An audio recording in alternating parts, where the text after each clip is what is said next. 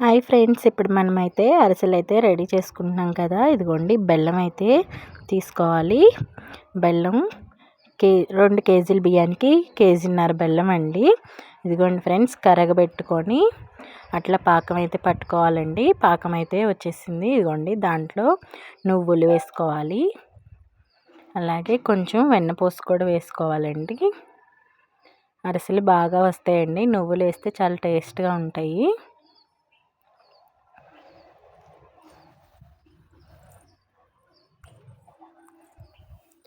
వెన్నపూస వేసుకొని చక్కగా పాకాన్ని అయితే తిప్పుకోవాలి ఫ్రెండ్స్.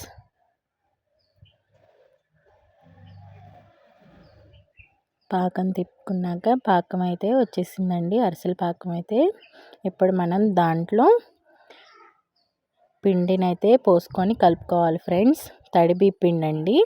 చక్కగా 2 రోజుల ముందు బియ్యం అయితే చక్కగా నానబెట్టుకొని పిండి అయితే ఆడించుకోవాలండి.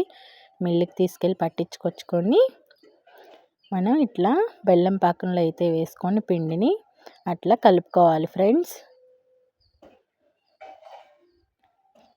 ఇప్పుడు చక్కగా అలా ఉండలు చేసుకొని అరిసెలు అయితే రెడీ చేసుకోవాలి. అదిగోండి ఫ్రెండ్స్, నేతిలో అయితే అరిసెలు అయితే వేసాను. చూడండి ఎట్లా అయితే కాలినాయో అరిసెలు. చాలా జాగ్రత్తగా చక్కగా కాల్చుకోవాలి ఫ్రెండ్స్ అరిసెలు అయితే. అదిగోండి లైట్ గోల్డెన్ కలర్లోకి వచ్చేలాగా చక్కగా కాల్చుకోవాలి. నెయ్యిని అయితే చక్కగా ఒత్తుకోవాలి ఫ్రెండ్స్. మంచి స్మెల్ అయితే వస్తాయండి అరిసెలు. చూసారు కదా, అరిసెలు అయితే రెడీ అయిపోయినాయి. ఎంతో టేస్టీ అరిసెలండి. అదిగోండి చూడండి ఫ్రెండ్స్.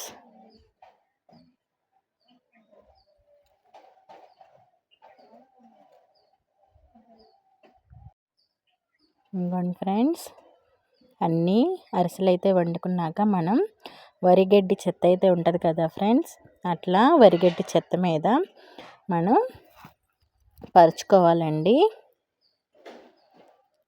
ఎందుకంటే మనం ఏదన్నా నెయ్యి కానీ వేడి కానీ ఉంటే అట్లా దాని మీద వేస్తే చక్కగా చాలా బాగుంటాయండి అరిసెలు. సమానంగా వస్తాయండి, రౌండ్గా. అక్కడ వత్తేటప్పుడు ఒక అరిసె అయితే మిస్ అయిపోయింది ఫ్రెండ్స్. అందుకే చాలా జాగ్రత్తగా పొయ్యి దగ్గర కూర్చొని వాళ్ళు చాలా జాగ్రత్తగా వత్తుకోవాలండి అరిసెలు.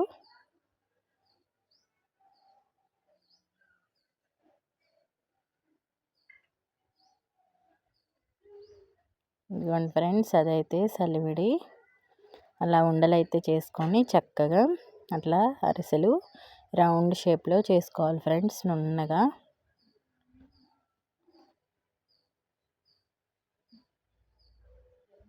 అదిగోండి వరిగడ్డి చెత్త తెచ్చుకొని అట్లా అరిసెలు అయితే పరుచుకున్నట్టయితే వంకరలు లేకుండా చక్కగా సమానంగా అయితే వస్తాయి ఫ్రెండ్స్. ఎంతో టేస్టీ అరిసెలు అయితే రెడీ అయిపోయినాయి. మీకు నచ్చినట్టయితే